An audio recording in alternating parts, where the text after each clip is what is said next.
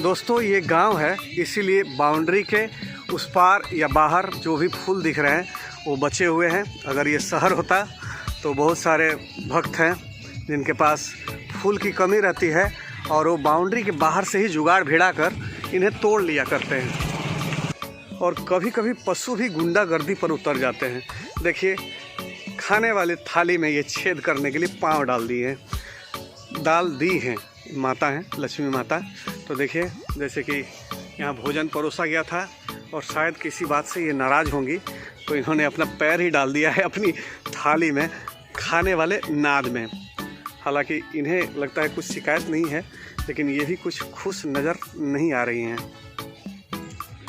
सुबह में आया था इस तरफ, लेकिन कोहरा पूरा भरा हुआ था, कुछ दिख नहीं रहा था, विजिबिलिटी शून्य थी। लेकिन अभी विजिबिलिटी आ चुकी है, तो आप देख सकते हैं हरियाली। हालांकि हरियाली की अभी शुरुआत है, पूरी तरह से हरा भरा दिखने के लिए और 10 या 15 दिनों का इंतज़ार करना पड़ेगा। और ये गांव का एक छोटा सा गपशप केंद्र कहेंगे इसे, और शिशु का एक छोटा सा प्रयास अपने माँ के थन से दूध पीने की। हालांकि दूरी किसान ने इस तरह की रखी है कि लाख प्रयास कर ले ये शिशु उनके अपनी मम्मी के थन को टच नहीं कर पाएगा। मम्मी भी उस तरफ ही अपने थन को की हैं, लेकिन डिस्टेंस इस तरह से दिमागी तौर पे रखा गया है कि सवाल ही नहीं उठता कि शिशु थन को टच कर ले। सुबह हवाखोरी के लिए एक बार इस तरफ आया था मैं, लेकिन विजिबिलिटी जो है वो शून्य थी, कुछ दिख नहीं रहा था कुहासे की वजह से, कोहरे की वजह से। तो जो सुबह नहीं आप सबों को दिखा पाया, उसे फिर से एक बार दिखाने के लिए इस तरफ निकला हूँ। तो दोस्तों, ताड़, खजूर, नारियल या सुपारी के जो पेड़ होते हैं, कहीं भी होते हैं, तो खूबसूरती के एल्बम में अपनी जगह खुद ही बना लेते हैं। काफ़ी अलग दिखते हैं, सुंदर दिखते हैं। तो चलिए मिलवाते हैं हरियाली के पहरेदार से। जी हाँ, हरे हरे खेतों के भी पहरेदार होते हैं, वॉचमैन होते हैं। तो चलिए मिलवाते हैं आपको उनसे। हालांकि उनमें प्राण नहीं है, पर दिखते जानदार हैं। जी हाँ, जान न होने के बावजूद भी। और ये आप देख रहे हैं गेहूं की फसल लहलहा रही है। हालांकि अभी लहलहाना नहीं कहेंगे इसे, काफ़ी छोटे छोटे हैं। और ये कुछ मवेशियों के खिलाने वाले चारे दिख रहे हैं। ये हमारे एरिया में इसको बारसिंग बोला जाता है, पता नहीं आपके एरिया में इसे क्या कहा जाता है। आप कमेंट सेक्शन में मुझे बताएं, मुझे भी जानकारी मिले। और इधर है दुनिया का सबसे खूबसूरत फूल मेरे नज़र में। जी हाँ, मस्टर्ड फ्लावर, सरसों के फूल मेरे नज़र में दुनिया के सबसे खूबसूरत फूलों में ये शुमार हैं। और अब मिलिए वॉचमैन से। जी हाँ, पहरेदार से। इन्हीं की बात मैं आप सबों से कर रहा था, इन्हीं की तारीफ़ कर रहा था। और एक हाथ तो साइलेंट है, दूसरा हाथ मुझे राइट साइड जाने को बता रहा है, मतलब इशारा कर रहे हैं कि इस तरफ जाएं।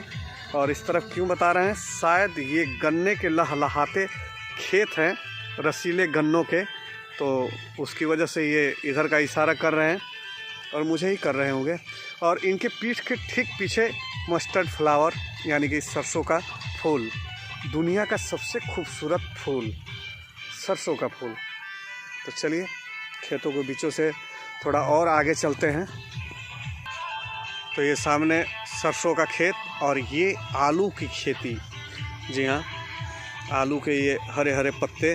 और जैसे आप सबों को मैंने बताया कि इनके पत्तों की साग बहुत अच्छी बनती है, बनाने वाला चाहिए। और इसकी दाल भी बन जाती है। चावल का माड़ जो होता है उसके साथ मिला के छौंकना पड़ता है, तड़का लगाना पड़ेगा। और गन्ने से परिचित कौन नहीं है? गन्ने को देखकर मुंह में पानी आ रहा है भाई। चलिए इसे भी निपटा ही देंगे। और ये उपले, जी हाँ, गांव देहातों में ये प्रचलित है, उपले, गोईठे। और इन पे बना हुआ जो भोजन होता है वो पहले भी मैं अपने कई वीडियोज़ में बता चुका हूँ आप सबों को कि काफ़ी स्वादिष्ट होता है। नेचुरल फ्यूल है ये, मतलब कि ईंधन कहेंगे। ईंधन को क्या कहा जाता है अंग्रेजी में, वही आप अपने आप से जोड़ लें तो ये प्राकृतिक ईंधन है।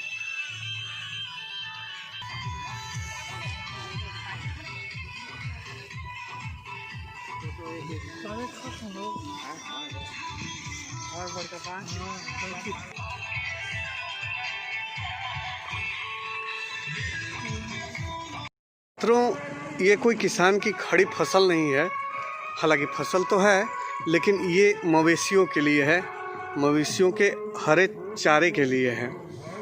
तो आप समझ सकते हैं कि शहर के दूध की टेस्ट और गांव की दूध की टेस्ट क्यों अलग अलग होती है, क्योंकि गांव में मवेशियों को हरा चारा उपलब्ध होता है, किसान उनके लिए हरा चारा अलग से बोते हैं, इसलिए गांव का दूध का जो टेस्ट है वो स्पेशल होता है।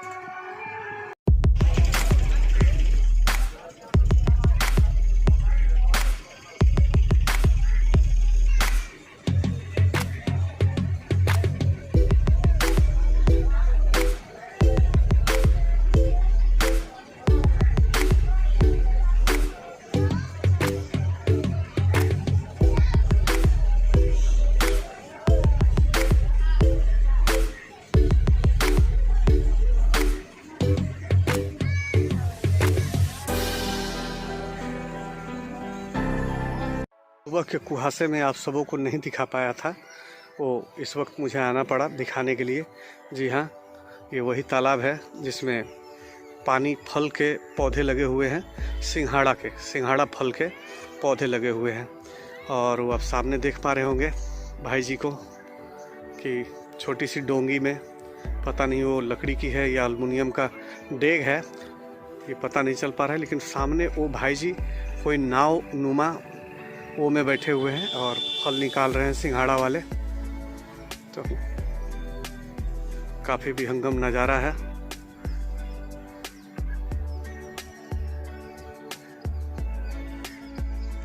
और यही है वो नाव, लोहे के पतरे से बनी हुई नाव, जिससे ये समोसे का फल निकालते हैं।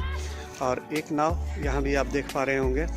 जी हाँ, तो इसी से ये पानी फल निकाला जाता है। और ये जो छोटा सा टेंट दिख रहा है, ये उन्हीं की है जो इसकी निगरानी में लगे हैं, इस फल की निगरानी में।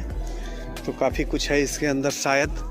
जी हाँ, मेरी फेवरेट बाइक TVS की हैवी ड्यूटी भी है, और ये 5 स्टार से भी अधिक कीमती वाला बिछौना बिस्तर।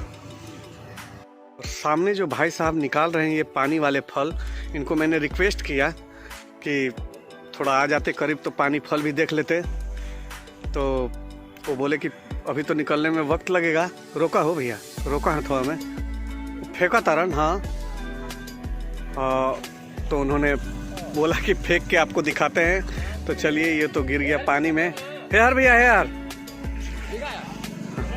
और देखिए वो फेंक रहे हैं, वाह, थोड़ा सा के लिए। और देखिए कितना शानदार है ये फल। चलिए इसको पहले धोते हैं पानी में। बस भैया, बस, धन्यवाद बा भैया। अरे भैया, ये देखिए, ये है वो फल 100% प्योर वाली, ना कोई इंजेक्शन, ना कोई यूरिया, ना खाद, और पूरी तरह से क्या कहेंगे इसको, ऑर्गेनिक, जो भी नाम आप दे लें। तो ये है, और इसका स्वाद मैं अभी लेने जा रहा हूँ, क्योंकि इसी के खेती के बगल में खड़ा हूँ, और ये खेत से उपजा हुआ फसल, और सामने वो किसान जो उपजा रहे हैं इस फसल को, और उपजा नहीं रहे हैं अभी, इस फसल को उपजाने के बाद का मज़ा ले रहे हैं। देखिए कितने आराम से उसमें से तोड़ के फल निकाल रहे हैं, और फिर से पौधों को यूं ही डाल दे रहे हैं। मुझे लगता है काफ़ी सारे ऐसे पौधे हैं इस दुनिया में जिनको ज़मीन से जुड़े रहने की आवश्यकता नहीं होती। जैसे ये जितने भी पौधे दिख रहे हैं आपको, इस फल वाले, तो इनके पौधों के जो जड़ हैं वो ज़मीन को नहीं टच करते, फिर भी उत्पादन होता है।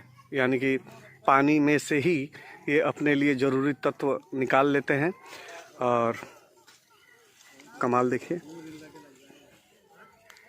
आप सबों को बताया था कि ताड़, खजूर, नारियल और सुपारी के पेड़ जहाँ कहीं भी होते हैं अपनी जगह बना ही लेते हैं एल्बम में।